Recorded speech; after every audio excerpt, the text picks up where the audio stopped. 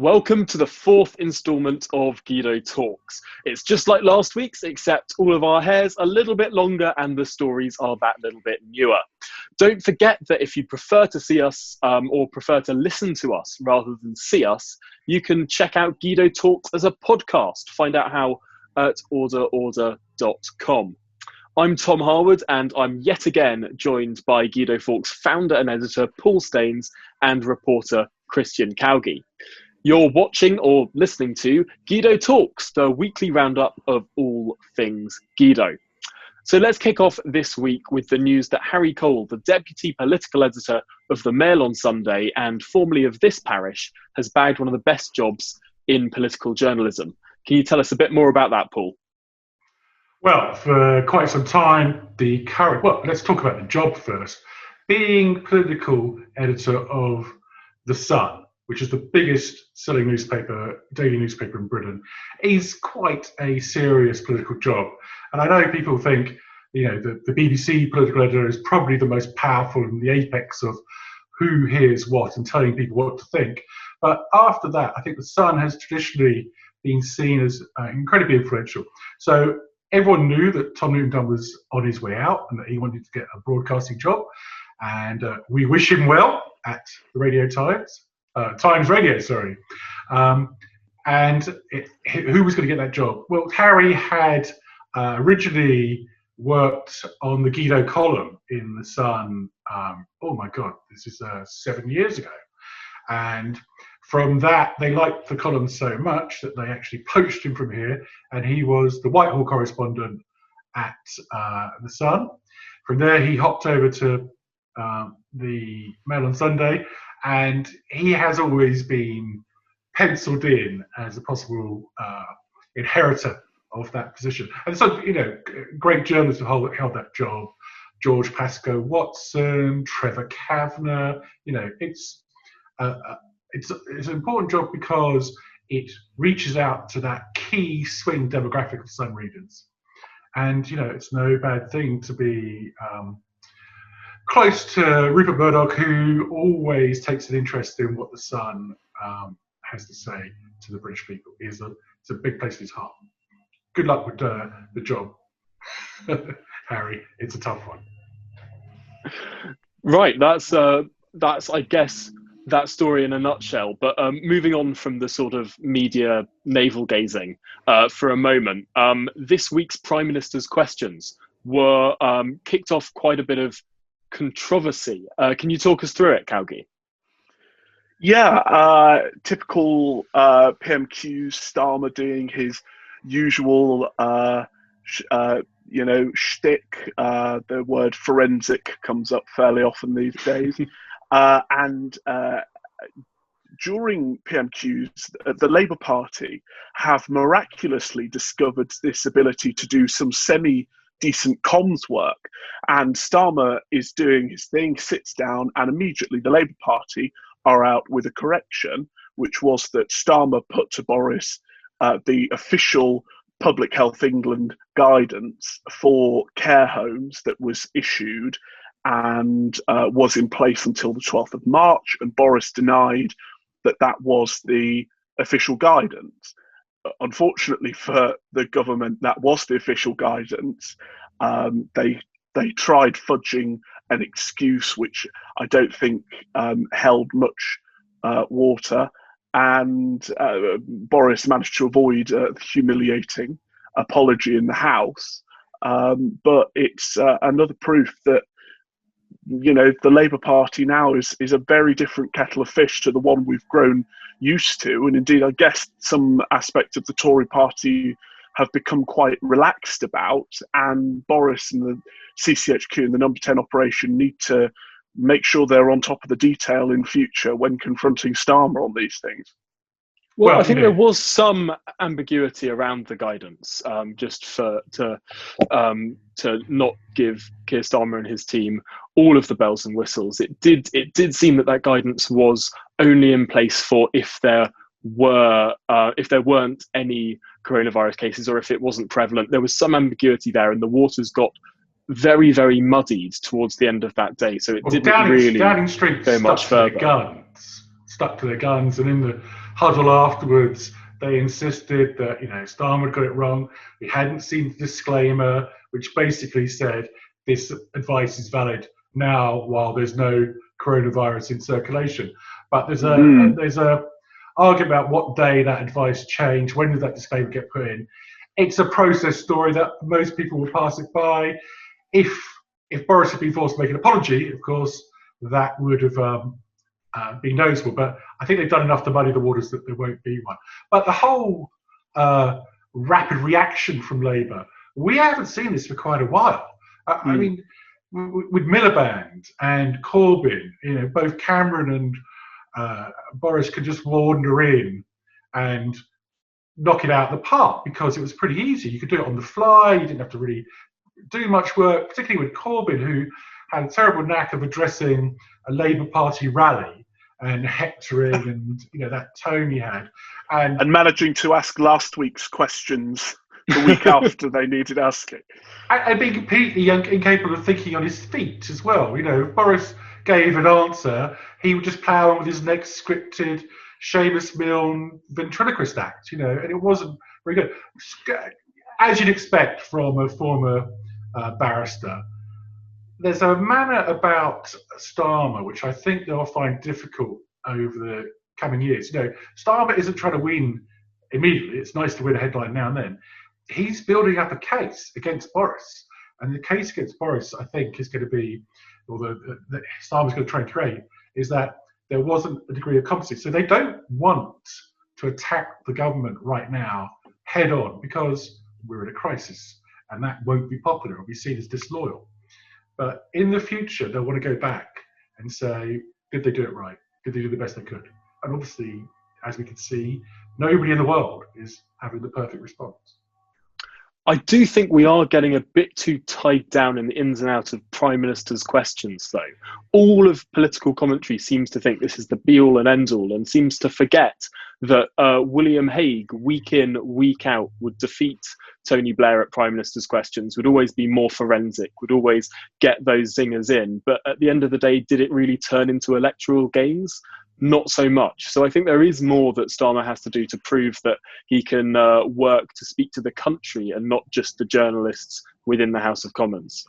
And at the end of the day, the scandal has overshadowed the bigger issue, which is why did Public Health England not issue new guidance for such a long time after the status of coronavirus in this country had changed, after they'd set the original guidance? And the question has to be, why did the experts not react quickly enough in advising new guidance?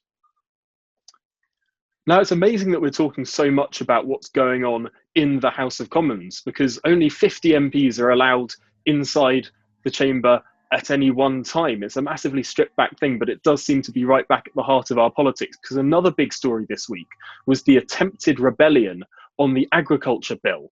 Now, this was a sort of rump of Remain voting MPs in Parliament who attempted to pass several amendments which would have massively restricted the UK's ability to conduct free trade agreements with other countries overseas. And actually, it was so poorly worded, or perhaps the MPs who were tabling it didn't really understand what they were saying, that it could have prevented the UK actually doing a deal with the EU, let alone other countries like America, or further afield countries like India. The language that was being used in presenting this bill was talking about creating a level playing field, but not only a level playing field. I think this is a direct quote. This is not a crypto-communist move to move against capitalism, but it is about trying to create a level playing field. It is not a coercive approach to those who might enter a free trade agreement, but an invitation to meet our standards if they do wish to trade. Now, that's just a misunderstanding of how free trade agreements work. Did you mean the EU? No. This is about any country in the world. If they want to import something into Britain, they'd have to meet Britain's standards. Now, that's not mutual recognition as free trade agreements are based on. That's talking about, that's sort of how trade operates without free trade agreements. This is a deeply regressive protectionist argument that was being made by Remainers in the House of Commons. And it was deeply peculiar to see it get as far as it did. I mean, of course, when we say it got as far as it did, that also includes the votes of Chancellor Rishi Sunak and his PPS, Claire Contino, because of the issues surrounding electronic voting. They, we hope, accidentally voted for the amendment, but luckily there were enough MPs who voted against it, who were going to vote for it, that the Speaker, when it's not an issue, the result was against it, as it would have been.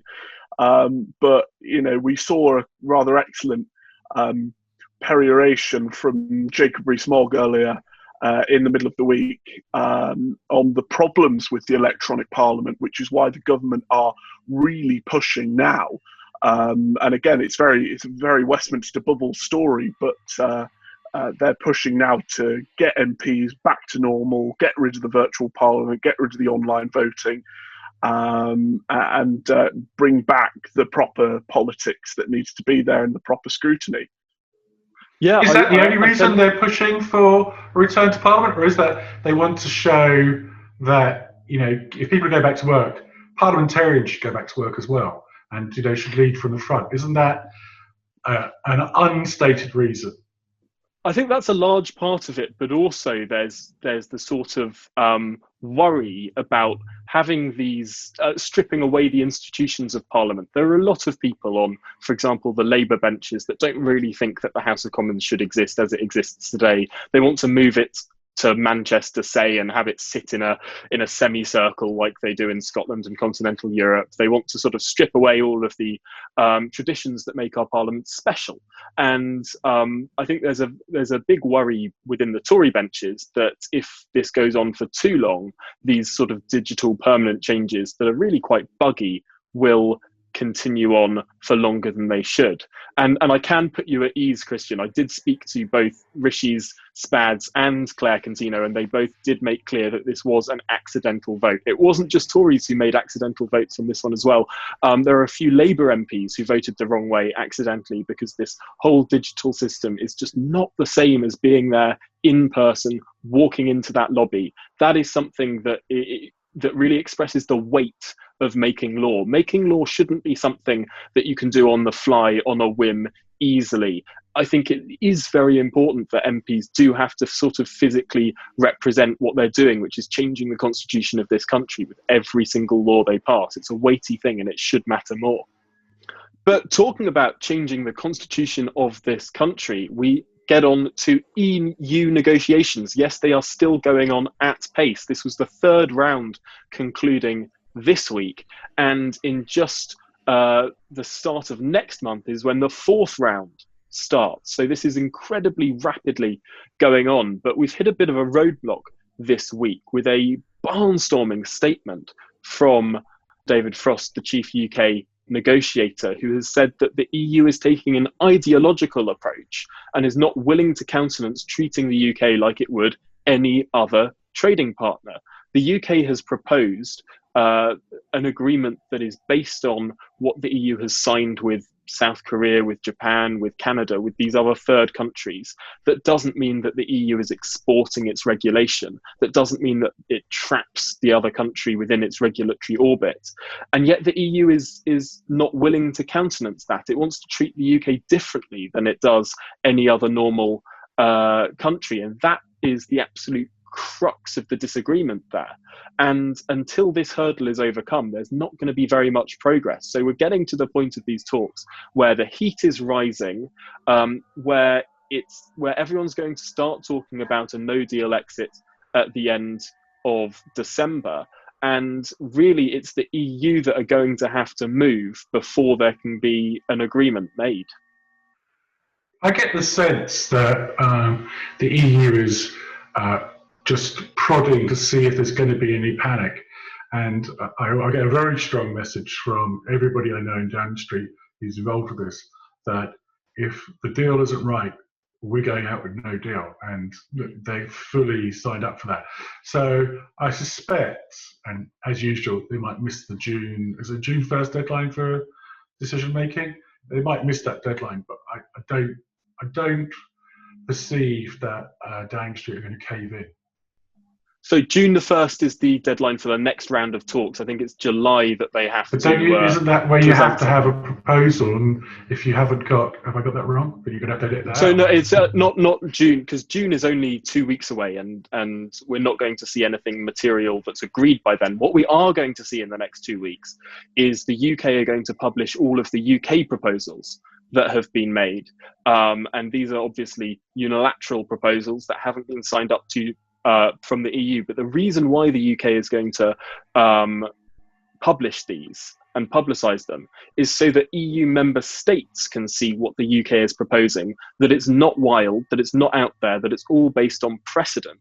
And actually, we might start to see a bit of pressure being applied from EU member states onto the EU Commission, because at the end of the day, it's the EU member states that don't want to face barriers to trade to sell across their wine or their other goods to the UK, their cheese, their cars. So it's going to be interesting to see how much pressure the member states put on the Commission, which is doing the negotiating. So that's going to come about in the next 2 weeks.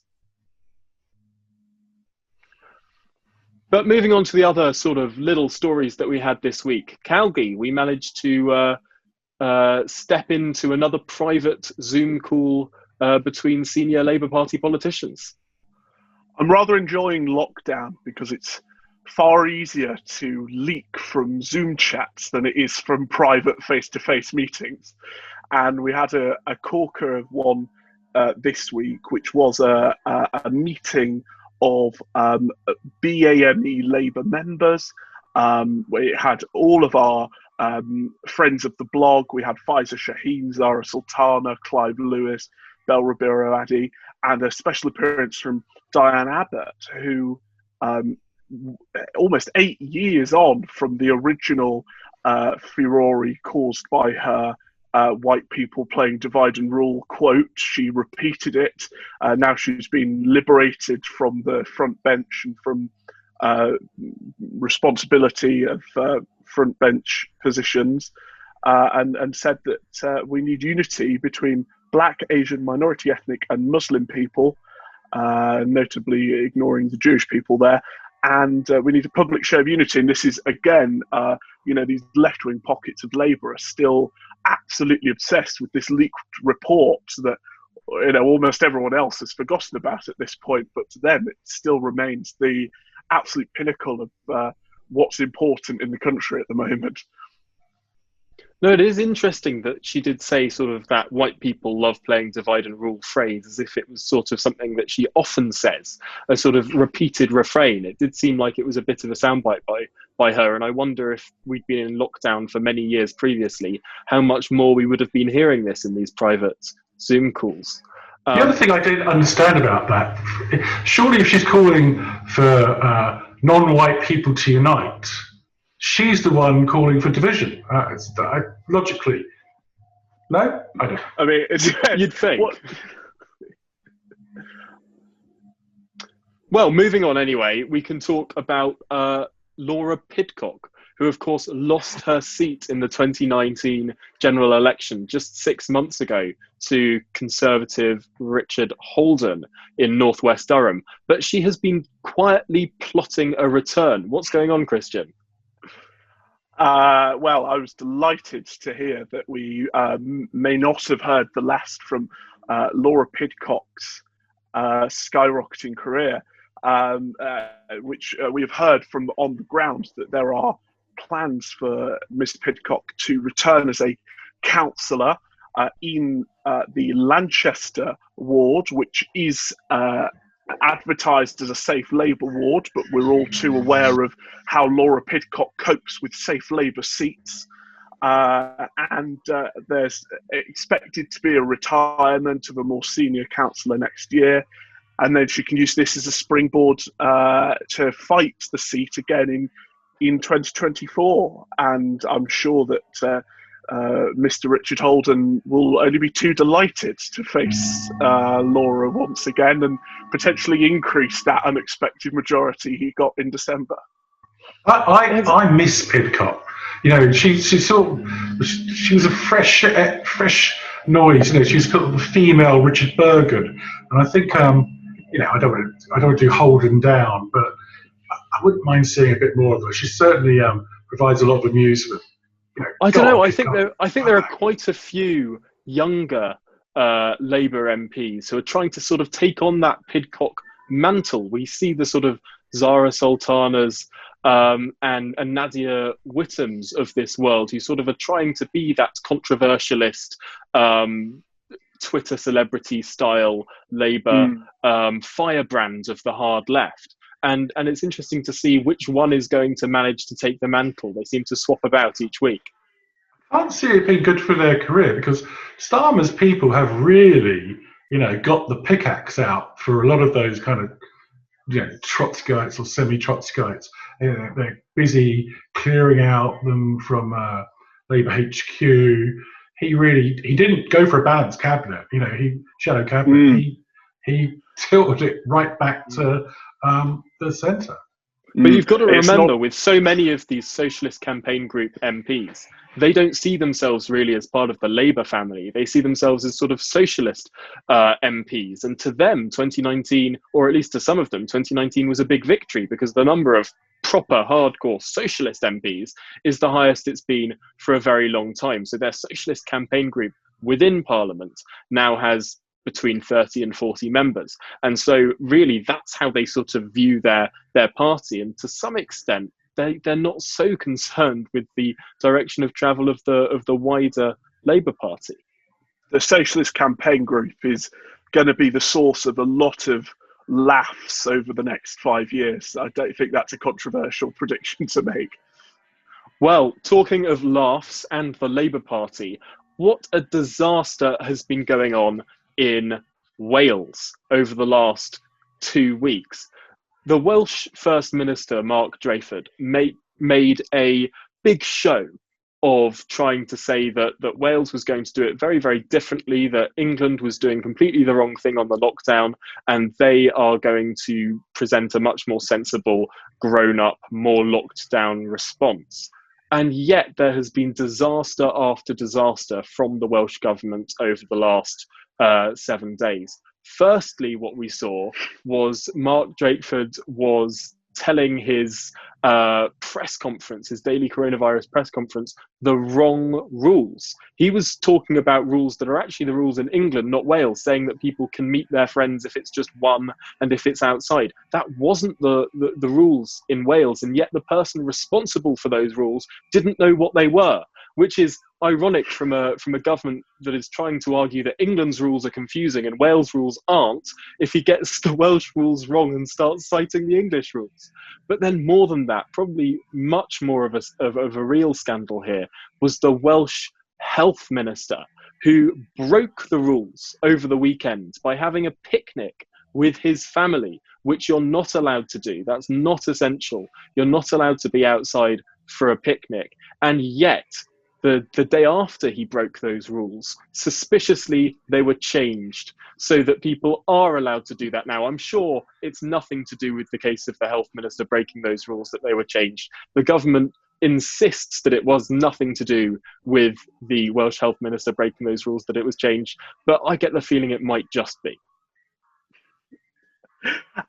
One of the stories of this last week, beginning with Boris's TV broadcast on Sunday night, was a divergence between the four nations of the United Kingdom, which of course led to the wonderful news that travel between England and Wales and England and Scotland is now technically against the law, which is something I've been campaigning for a long time.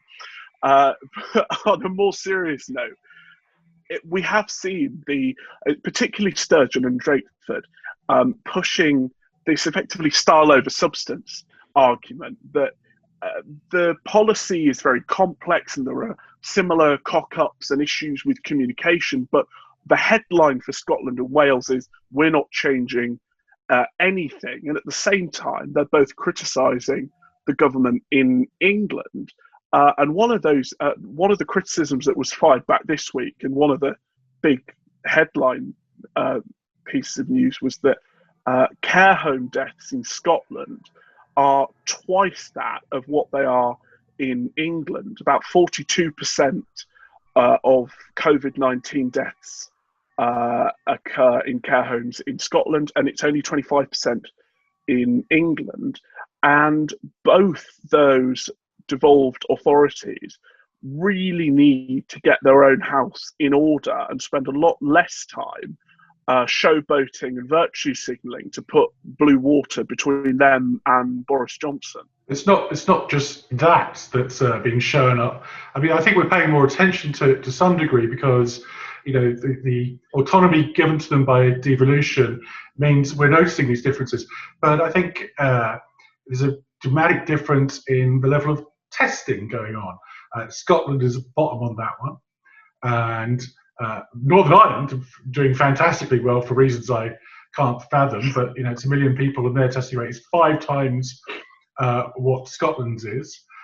Wales is also underperforming on quite a lot of measures. So whilst they're both, in terms of cases per 100,000, Wales is doing much worse. So whilst they're both making out that the English are being reckless, they're not doing any better themselves. They're just, as you said, grandstanding. And it's starting to get some more coverage. I mean, obviously, we tend, as a Westminster-focused operation, not to pay much to what's going on in Hollywood and Cardiff. But the calibre of people isn't that great.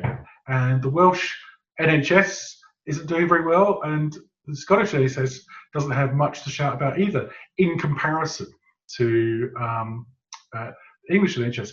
And I think when you do all these international comparisons and home nation comparisons, it kind of gives the lie to what the Westminster media bubble is trying to create, which is that there's a particularly incompetent government in Westminster. It's no different from most of the world. It turns out that a global pandemic isn't the easiest thing to deal with for anyone. Who'd have thought it? Well, on that note, thank you to everyone for tuning in to this week's Guido Talks. Stay safe, stay alert, and we'll see you next time.